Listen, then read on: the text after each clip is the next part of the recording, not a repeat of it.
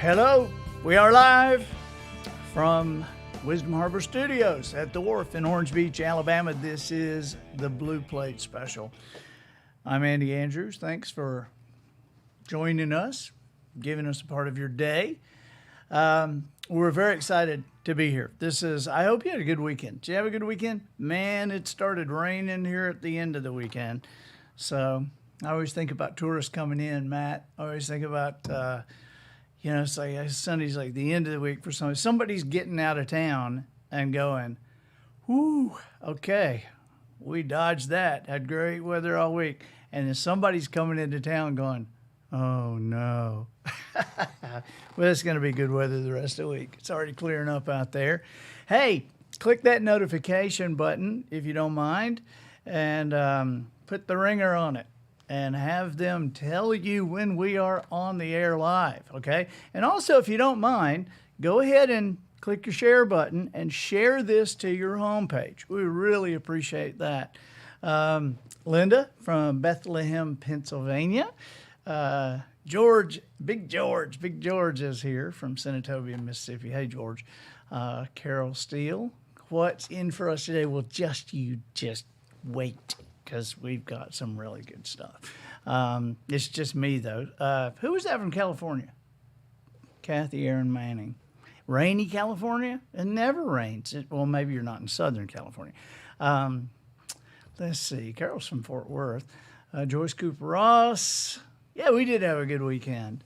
And Searcy, Arkansas. Searcy, Arkansas, that's Harding University, I think. I'm pretty sure Searcy, Arkansas is Harding University. I don't know if you've heard of Harding University. Harding University is where Willie and Corey Robertson met. Harding University, I also did a couple of shows there as a comedian.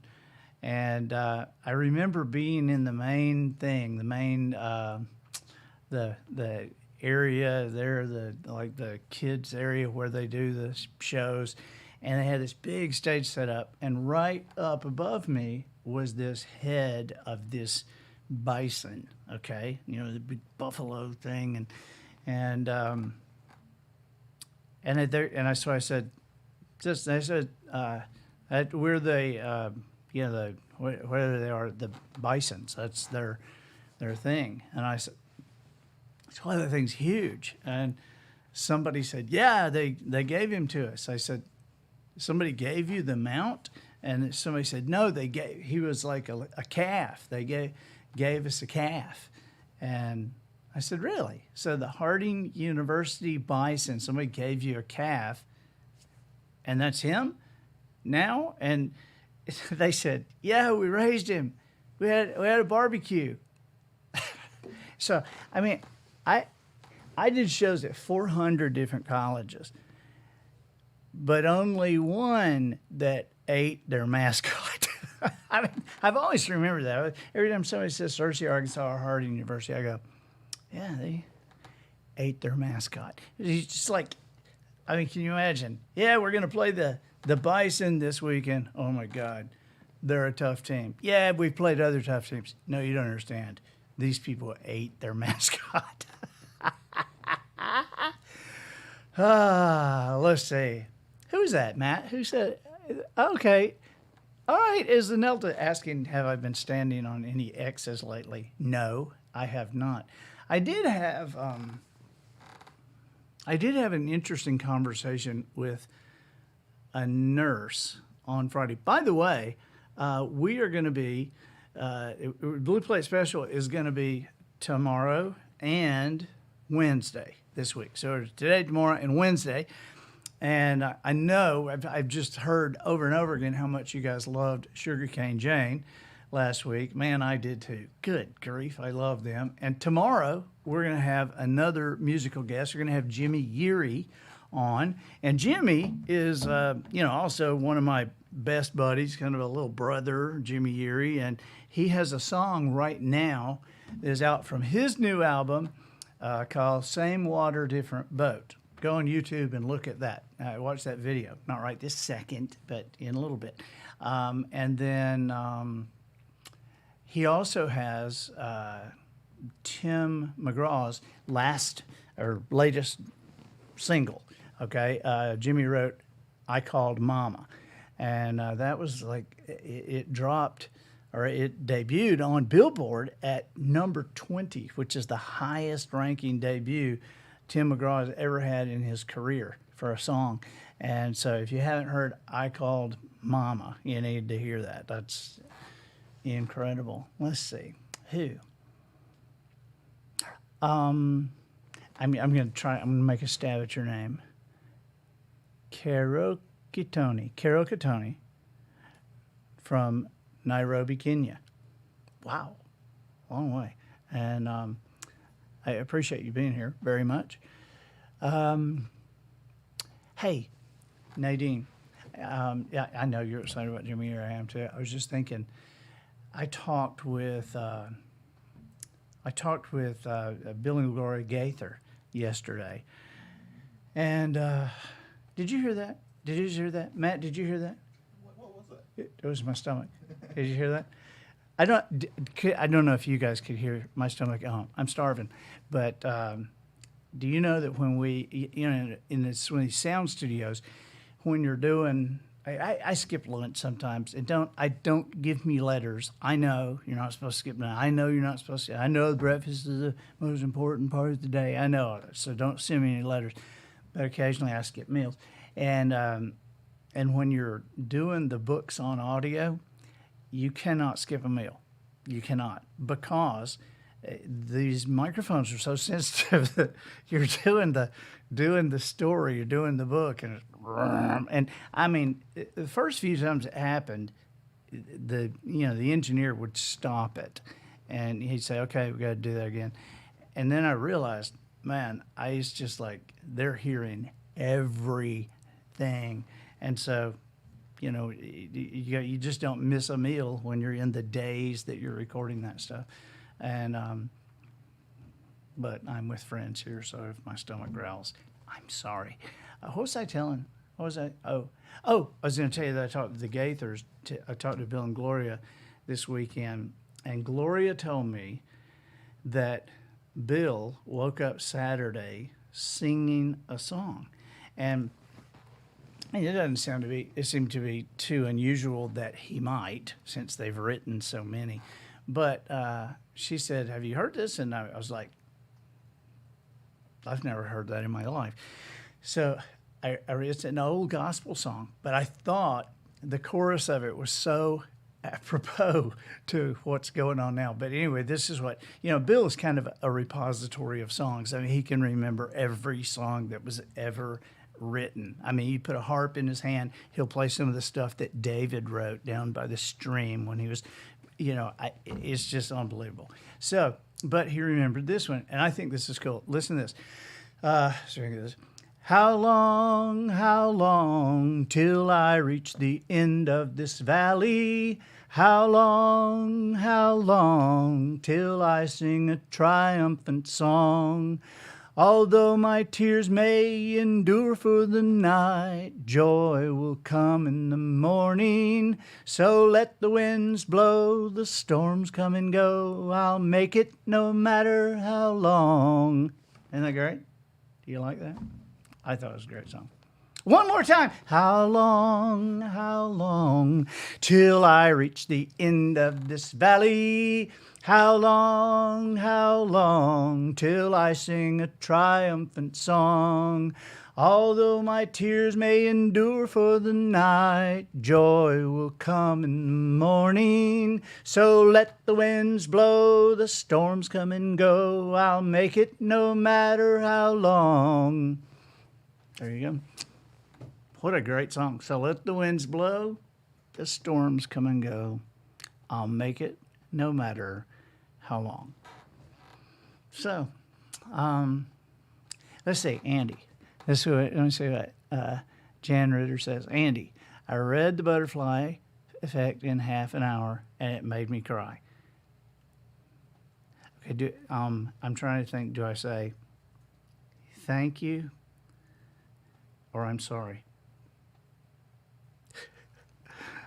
I appreciate you reading it, and I know what you mean, and thank you for letting me know.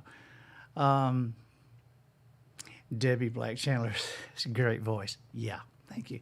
You know what?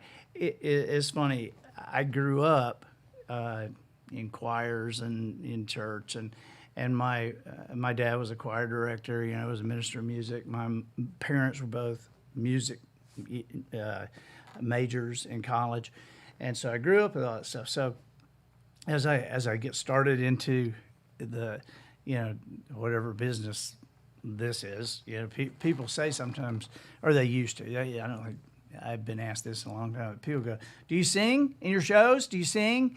And I was like, no, not in the shows, because I figured out a long time ago there is a big difference in what you can do to like entertain everybody and what you can do. Like, there's a big difference in what you can do to entertain the people in your living room and your friends and your local church, and what you can and what actually people when you go outside of that. Because once I'm hanging around with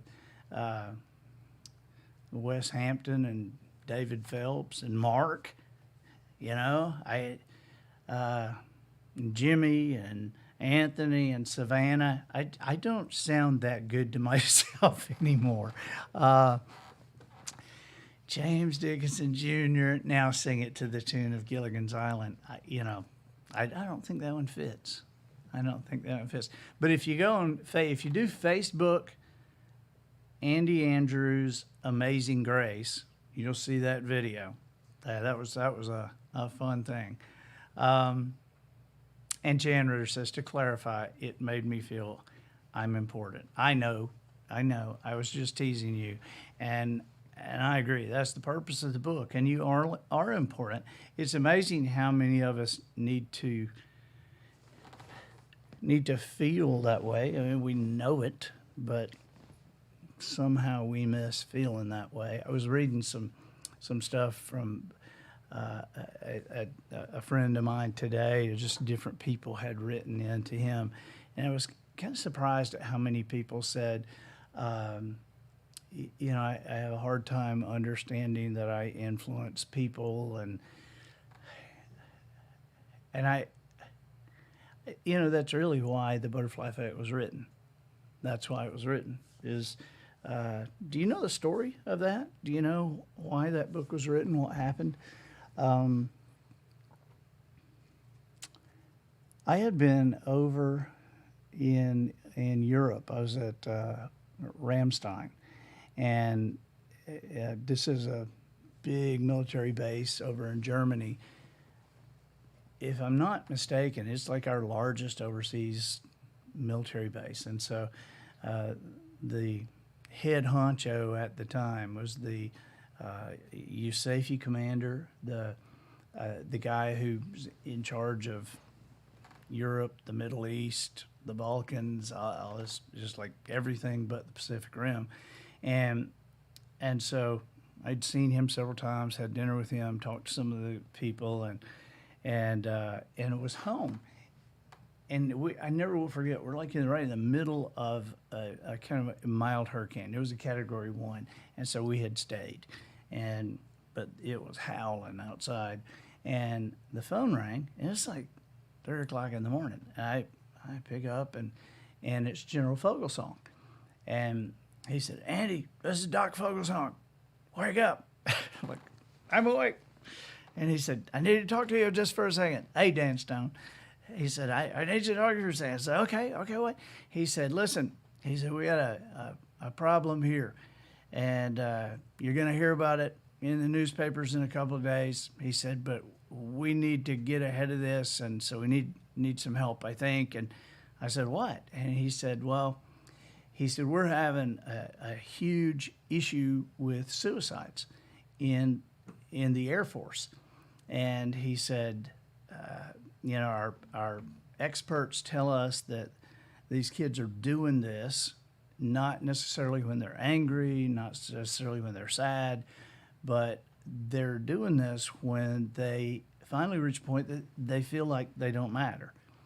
And and they said, and you know, the thought process is, I'm miserable. That's one thing, but I'm miserable and I don't matter. That's a totally different thing. And he said, we have told them that they matter till we're blue in the face, and we don't know what else to do.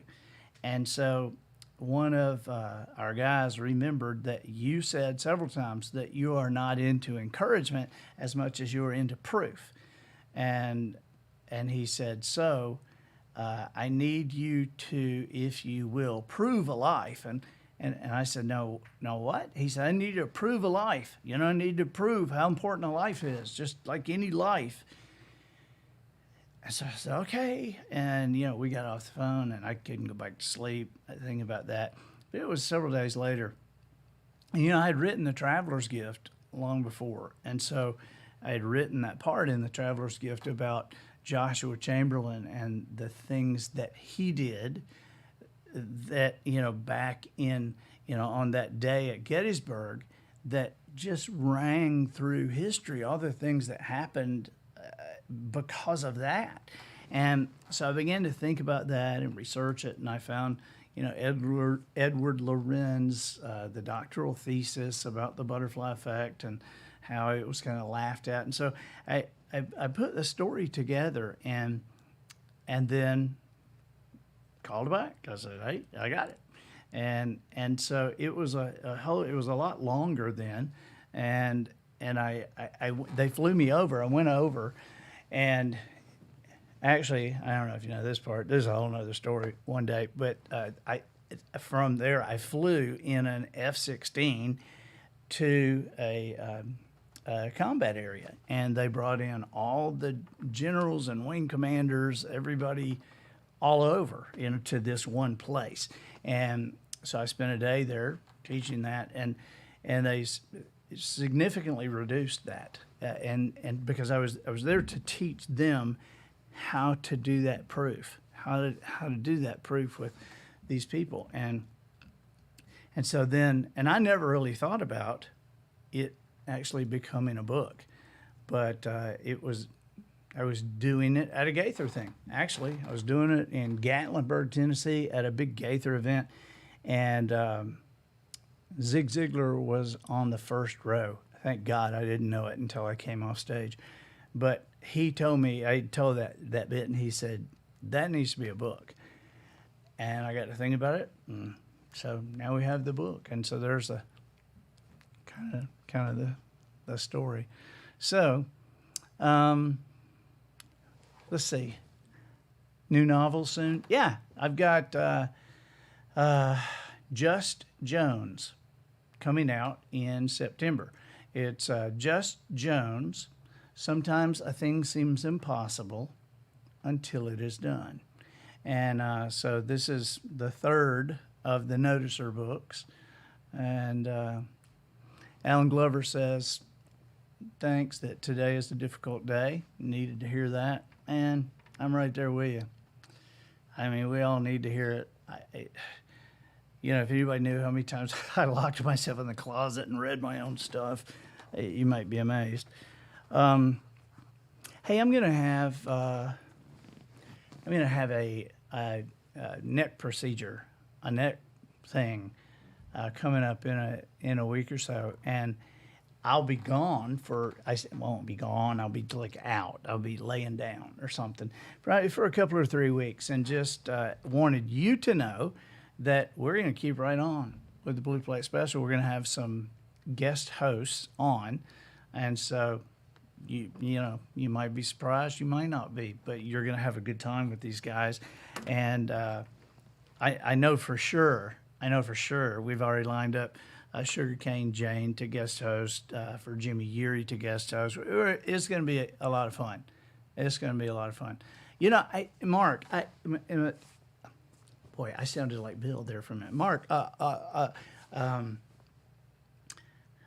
I appreciate that. He said he can't wait for Just Jones, and this one has been a long time coming. I didn't realize, I read something that they wrote about it, that the publishers wrote about it, and it said, you know, people have been waiting to hear from Jones for 7 years. And I was like, seriously, it's been 7 years since the notice of returns. I honestly think this might be the best book I have ever written. And so, I mean, what I think probably doesn't matter. We'll see what you think. But I am really, really excited about that. And it comes out in September sometime. It's on Amazon now. You can pre-order it. It's called Just Jones, and has a really, really pretty cover. They did a live oak tree on the cover. And so, anyway, it's I love the characters in the book, and I think when I'm writing something, if I can really get into those characters, I really love those characters. It's a special thing for me, and we have a character that you will love to hate in the book, and then we've got one of my favorite characters in the book is a kid named Oliver Sutherland.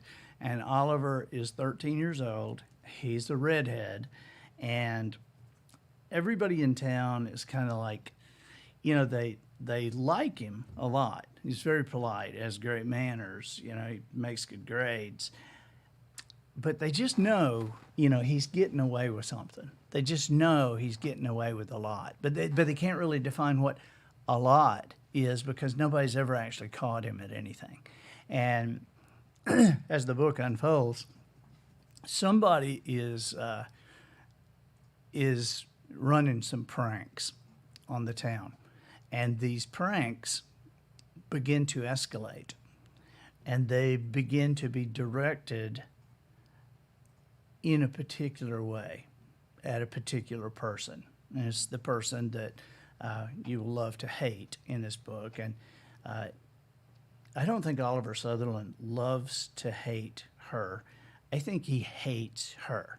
She certainly hates him. Her name is Blair Houston Monroe, and she's like this rich person that has moved to Orange Beach, Alabama from Texas, and people just really don't like her. I mean, we just don't. I'm just telling you. But Oliver has plans for her. What else? What else do we need to talk about today? Somebody asked about the pictures on the wall behind me, and somebody said you need to explain these pictures. I'm not so sure exactly what I need to explain, but I think because you know what some of them are, right? I'm sure you see there's deer. You know what deer are. Pictures of the boys, you've seen them. I think that you're probably talking about like the red. You see the red behind me? That is a close-up. I took all these pictures, by the way. So, Except for Yvonne's. Except for what? Yeah, except for Yvonne's. Except for the one. I didn't take that one. Well, I took it when she gave it to me. But that is like a painting. Yvonne's is a painting with the pelican on the books. And that's one of my prized possessions. And we move these pictrs in and out, and so. But every time I start to take Yvonne's, and I'll put it back up. But we're moving them in and out. Shelley has said it's scales. That's exactly right. Those are red snapper scales. And I love taking close-ups of things, and especially of fish, because I think fish just have such it's just amazing artwork to me, God's art or something. But that's snapper scales, and then over here is I don't know if you guys can see this, but that is a cigar minnow, a very close thing of a cigar minnow. You see the fin, the pectoral fin there, but that's a cigar minnow. And then what else? This right here is Spanish mackerel. It's a Spanish mackerel, very close. And I've got some more scattered around in here. We'll change them out. We got this is triggerfish right here. And it's funny to me because, I'll take these things and I'll have them blown up, and Polly will look at them and go, that would make really good wallpaper. So, I don't know. I could look at it. I like this stuff. I really like the way that. So that's a bass. That's just a largemouth bass. And, I'm not a great photographer, but I know enough about it to take enough pictures so that I can find one that's good. So you saw the videos of Adam and Dylan on the beach? Yeah, man. Kim, Gulf Coast Nation, GulfCoastNation.com. But if you go on YouTube, it's Gulf Coast Nation. And subscribe to see their videos. And if you come down here, you need to charter them. I mean, it's pretty wild. They actually, I don't know what they did last night, but they were here. They were out with a charter Saturday night and late Sunday night, and so it's a lot of fun. They do this from the beach, Gulf Coast Nation from the beach, and it's funny to me because they'll say, well, if you go fishing with us, nobody gets seasick. Mama can have a nice chair. I mean, they'll have, they have the windbreak up there, and they'll have a fire if you want one. They have, they'll grill steaks or hamburgers or have pizza delivered. It's pretty neat, And so when they're fishing for big sharks, they kayak the baits out. So Amy says, are the Gulf Coast Nation guys going to visit with you here on the Blue Plate Special soon? Yes, they are. Adam is still, they're finishing school, and everybody's doing it at home, and Adam's like, oh my God. But we're going to get them on, and probably when we finish school, and probably when I'm like back from my neck thing. Okay. Mark says he likes following Gulf Coast Nation's Instagram page. Yeah, man. They put stuff out all the time. And I mean, they're so much better than I am at this kind of stuff, but they do great with that. And they're just so interesting to me fishing. I asked Adam the other day, I said, so how'd it go? Did it, there's some trip they made, and he said, we had a challenge with the tiger sharks not taking the hook. I said, what do you mean? He said, well, we're using stingray, and he said we've got pieces and they're about this big. They kayak these things out, and he said, they're taking it, and then we'll get back in the piece of meat on the hook that's about this big. And I said, so how do you know that's like tiger sharks? And he said, that's what they do, Dad. I'm like, okay. I wanted to say, are you sure it's not crabs? But I know. Yeah, Dad, they're giant crabs out there taking 40-pound chunks of meat at a time. But he said, we're changing the hooks. Good for you, Adam. You guys are you'll teach those tiger sharks. Let's see. Kim, it's about time for another trip to Orange Beach. You need to hook up with them. Definitely book them ahead of time. If you're coming, book them ahead of time, because they've got a lot of people asking and a lot of people booking them. And I'm telling you, it is fun. I sometimes I'll walk out there while they're doing it, and I'll look and I'll see, man, people are laughing and they're checking the rods, and sometimes there's kids around. This is one of my favorite pictures. This is, somebody took that. I did not take that. Maybe Gilbert took that. I'm not really sure, but this was a charter, and that's Adam, and he's checking the reel.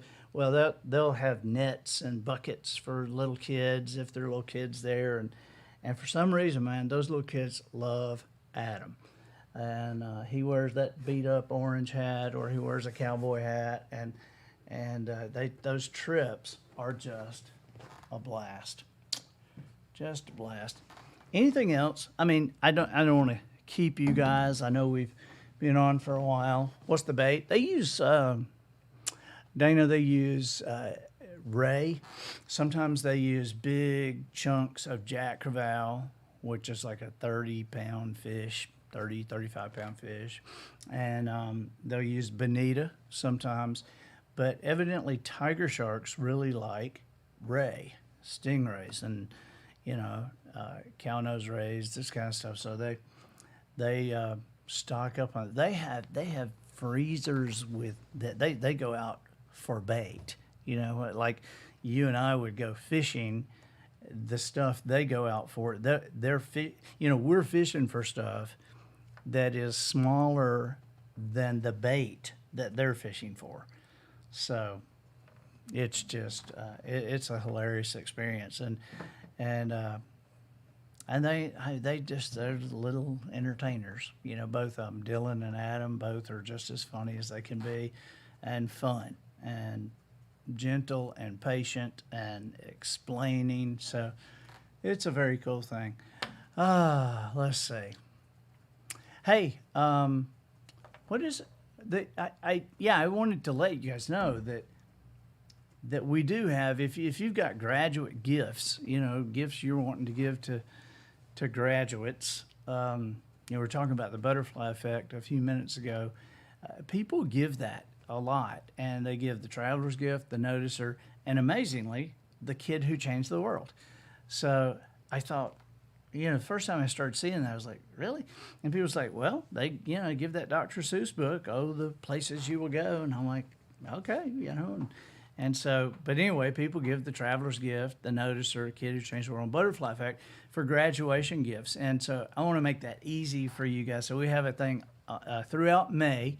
You can get a bunch of them if you want, but $11.99 for any of those books or combination, and so $11.99 and free autograph. All right, I'll autograph them. I know you're like, that's the least you could do. Yeah, but I'll be glad to. And so that's between now and the end of May, $11.99.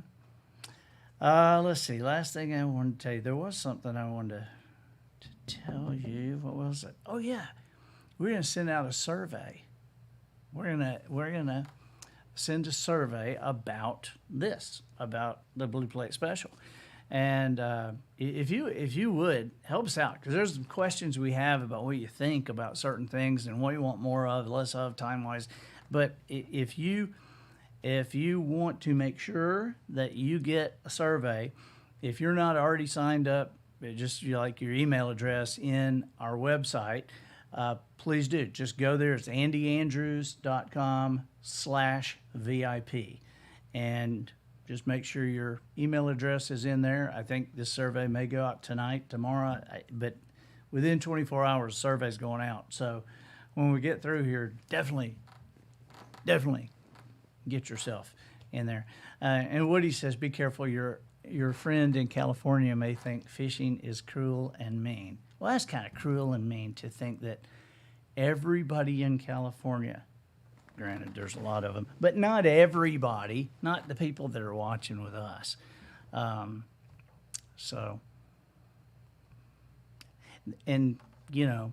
I don't think it's cruel and mean.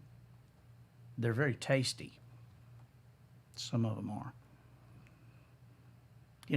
It's amazing to us here how many years people went without eating certain things because, there's all this belief system about what's good and what's not good. And Danny Odell says, can you purchase these books on CD? Yes, you can. We've got them on CD. Matt, what is the price on those? I don't know. I'd have to look. We'll find out. We'll put it on there. We'll have some as soon as the show's over. We'll put some good price on those CDs. But yeah, you can. So I'm telling you about the fish. For years nobody ate redfish. And then Paul Prudhomme over in New Orleans comes out with this blackened redfish thing. And it's kind of hilarious because small redfish, they're pretty good. Okay, they're pretty good. Big redfish, those big old monster bull reds, we love catching them, but you let them go because they're just you can't eat them. I mean, it's like spongy meat. And that's the brood stock. You only keep these guys going, and so there's no reason to keep one of those big ones. I mean, just get him in the boat, take a picture of him, let him go. Even if you want to get him, get a taxidermist, mount a big fish, you just have the measurements because these days, especially with saltwater fish, it's a fiberglass mold that they do, and you have a good person do the art. As a taxidermist that do fish now, very rarely use real fish. And if you want to know why they very rarely use real fish, just go look at some old taxidermy, and especially saltwater taxidermy, because the oils and that stuff starts leaking out and it just ruins. It looks pretty bad. But the fiberglass molds will last forever. And anyway, the redfish, Paul Prudhomme came up with this blackening thing. Well, the blackening thing, it's just kind of to mask the taste. I mean, you got that much spice on it, you can't taste anything. Edie asked about drum. A red drum is actually what this is. We call them redfish. Now, that's a snapper, okay? But a redfish is a red drum. And if you're in the Carolinas, you might call them that. Now, we have black drum here, which are kind of striped. And same way, those big black drum, let them go, because the meat is kind of mushy and they usually have worms. So, but it is amazing when Paul Prudhomme came out with this black and redfish thing. Man, all of a sudden they had to really kind of start putting. I mean, all over the country's wanting these redfish, and so they had to really put limits because they almost took them out. They're in Louisiana, and we are strongly anti-gill net here, even though Alabama still allows gill nets for like 87 people who's are still grandfathered in. Texas banned the gill nets, Louisiana banned them, Florida banned them, I think Mississippi's banned them. But here we are, 29 miles of coastline, and not us. It's ridiculous. Because they claim, well, this is how we've made our living forever. Yeah, well, there are people who made a living with vinyl records too, but we're not continuing to make them just so those people are going to have their jobs. You figure out something else, But it's, Polly was down walking with a friend down on the Fort Morgan Peninsula, down in that area. They were looking for birds and this kind of stuff, and came on a place where, I mean, if these guys have nets in the water, it's not, because they can't sell redfish or speckled trout here because those are game fish, and so they can't sell them, and so but so they're targeting mullet and some other kind, but you can't tell a net what to target, and so they came upon actually, this just is horrific to me, but came on a tarpon that had been netted and just thrown up on the ground to rot. And we've come on just piles of redfish just rotting, because the nets kill them. Yeah, Kevin Perkins, this is my old man, my friend. Kevin Perkins said, yeah, people used to make a living hunting buffalo too. That's exactly right. We don't do that anymore. And so, come on, Alabama, what is up? And I don't understand the political implications of 87 people, when you're talking about, because down here, I mean, we catch speckled trout, but when I was living under the pier, when I was working, catching fish and stuff, one of my biggest things was to catch big speckled trout. And the biggest I ever caught was a 9 and a 9.5. But I've got a bunch of them over 7. I've got a 9 and a 9.5 mounted, and an 8 and an 8.5. But I caught a ton of them over 7. I haven't seen I haven't seen a speckled trout over 7 pounds in years down here. And there are still people who want to catch them. And so they go to Florida and they go to Texas and they go to Louisiana. Right? I mean, the broodstock comes back fast if you stop killing them. And so nobody cares more about conservation. Nobody cares more about the animals than the hunters. And nobody cares more about the fish than the fishermen. And so, and I don't understand, even from Alabama's point of view, I don't get it. I mean, because you're talking about,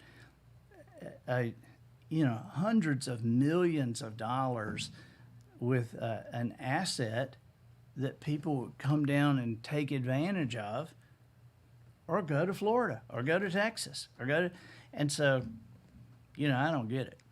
But Katrina says, which Will Rogers biographer did you read? I'm not really sure. I couldn't call that up right now. Mark Lowry says he loves fried fish. Me too. And Mark, next time you come, I will make sure you have some fried fish. I won't let Polly do the girl thing, and sprinkle seasoning on it, and turn it and eat with a salad. I eat that. I like that. I like it, but fried. There is no fish. Well, that's not true. Some fish are better other ways, but fried fish, hard to beat. Hard to beat.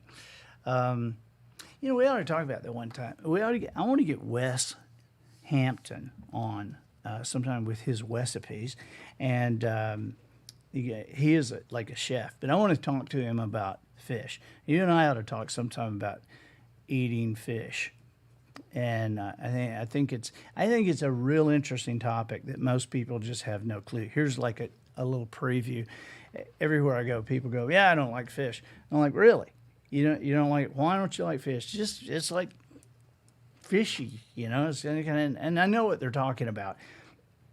But sometimes I'll say something, sometimes I won't. But the truth is, you've never had fresh fish, and they go, "Oh yeah, well, yeah, I've had fresh." No, I mean I don't really call them on it, but I'm thinking, no, you hadn't had fresh fish.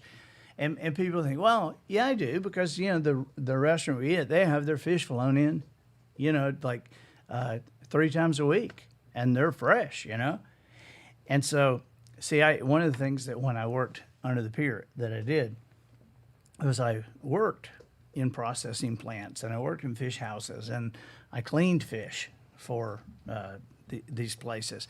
And see, you got to think about where these things come from and how long it takes. Because so we're talking about a fresh fish that most people have. Fresh fish, at least 1 day in the boat. At least another day in the fish house, okay, being processed. At least another day traveling to the destination of your restaurant, who has them flown in 3 times a week or even every day or whatever. And so then another day there, so after 6 days you're eating fresh fish. Trust me, it tastes a lot different when you catch it that morning, or you caught it yesterday, or you caught it last night. It's just different, I mean, and I've shown a lot of people who've come down here over the years that, fish, the same is true of beef or anything else. And this sounds gross to say, but its taste is according to its level of decomposition. Okay? That sounds weird to say, right? But fresh fish, when it's raw, fresh fish, you know what it should smell like? Nothing. That's what it smells like. Nothing. It has no smell if it's fresh. But trust me, if you're going into the grocery store in the Midwest and you're looking at the fish there in the grocery store, and the eyes are just a little bit red and kind of sunken in, and looking at brown glaze on those scales. At least 7 days. That's what that is. I don't know how often they do it now, but I used to see them, you get that 7-day glaze on that fish. You run them through some ice water with Clorox mixed in. Shines them right back up. Get another 2 days out of it. So, but I didn't want to gross you out, okay? All right, you guys. Karen says, fish for speckled trout at Fort Morgan on vacation, and you have seen the decline. Yeah, it's just amazing. Just so aggravating to me. But you're right. They are so good. Mark, going to get you some fried fish, brother. Thank you guys so much for being with us. Tomorrow, Jimmy Urey is going to be here, going to be our guest, and we're going to get him to sing. Okay, we will get him to sing. We're going to ask him questions. We're going to have a great time. Tomorrow on the Blue Plate Special, live, 12:15 tomorrow, and we'll be on Wednesday, but just kind of set your notifications and get ready to share this tomorrow. We're going to have a great time. Okay, how long? Remember the song, and you can go back. You can listen to it, listen to my God-given voice for hours and hours, and just to get the get the words in your mind. Okay, and because the whole thing, man, I just love the ending. And since nobody's in here but Matt, here, let me sing it for you again, and we'll go out on this. Okay, you ready? All right, here we go. How long, till I reach the end of this valley? How long, till I sing a triumphant song?